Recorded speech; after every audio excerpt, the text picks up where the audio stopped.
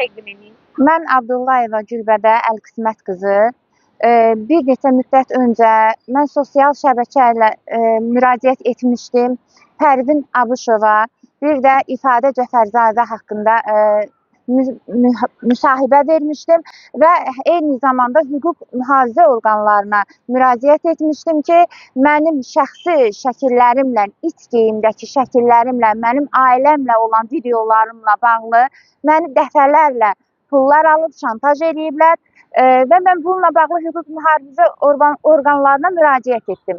Və dünənlərim mənə məlum oldu ki, bunlar istintaq dövrünü bunlara 182.2 və 182.1 maddəsi ilə cinayət işi açılıb.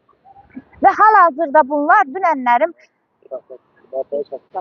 bunlara deməli hüquq mühafizə orqanlarından 182.2.1, 182.2.2 ilə cinayət işi açılıb və dünənləri bunlar azadlığa buraxılıb istintaq dövrünü.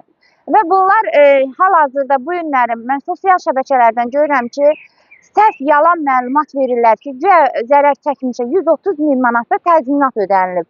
Burada 130.000 manat dəyərində hər hansı bir zərəriniz təmin olunubdur? Xeyr, mənə heç bir təzminat ödənilməyib. Ümumiyyətcə bu barədə söz ola bilməz. Çünki burada hansısa bir dələduzluq maddəsi deyil. Bu mənim şəxsi görüntülərimdir. Şəxsi məlumatlarımla dəfələrlə məndən şantajla xarakterli məndən pul almalarıdır. Və necə buraxılırlar onlar? Bunlar dünənlərim istintaq dövrünü evdə, yəni çöldə azadlıqla çıxıblar. Mən də bunun üçün hüquq mühafizə orqanlarına müraciət edirəm. Çünki bunlar çıxar-çıxmaz dövlətin adından yalan xarakterli məlumatlar paylaşırlar.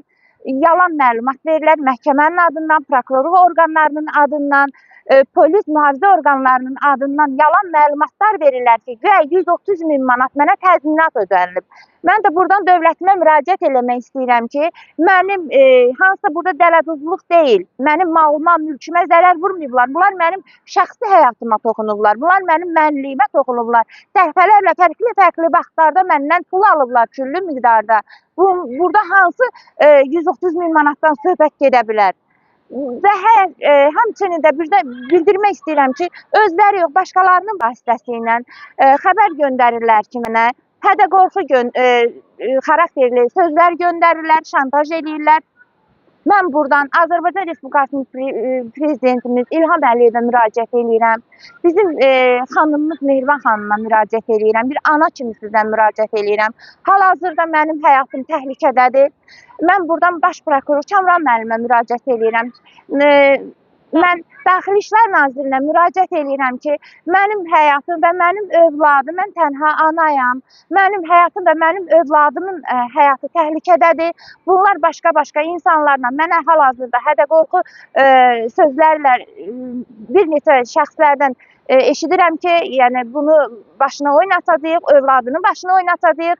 Bu 3 ay istintaq dövrünü onu elə bir vəziyyətə gətirəcək ki, o it peşman olub gedib ərizəsini geri götürəcək. Mən müraciət edirəm. Ümumiyyətcə, niyə görə bu istintaq dövrü, bunlar məni şantaj eləyərək bunlar, məcburi saxlanılma olub bunlarda. Bunlar niyə azadlığa buraxılıb istintaq dövrü? Mən tələb eləyirəm, öz haqqımı tələb eləyirəm, dövlətimdən tələb eləyirəm. Mən buradan üz tuturam, yenə deyirəm, dövlətimə ki... Hansı təzyiq formasından istifadə edirlər? Bir neçə şəxslərdən xəbər göndərirlər, mənim oğlumla məni şantaj eləyirlər. Mənim özümlə bağlı ki, iş yerimdəki hansı tərəfdə kamerası var, kamerası yoxdur. Belə bir sözlərlə məni şantaj edirlər və bugünkü də fakt odur ki, mən çünki yalan danışmıram. Fakt sosial şəbəkələrdə bunlar yalan məlumat verir ki, güya mənə 130.000 manat pul ödəyiblər.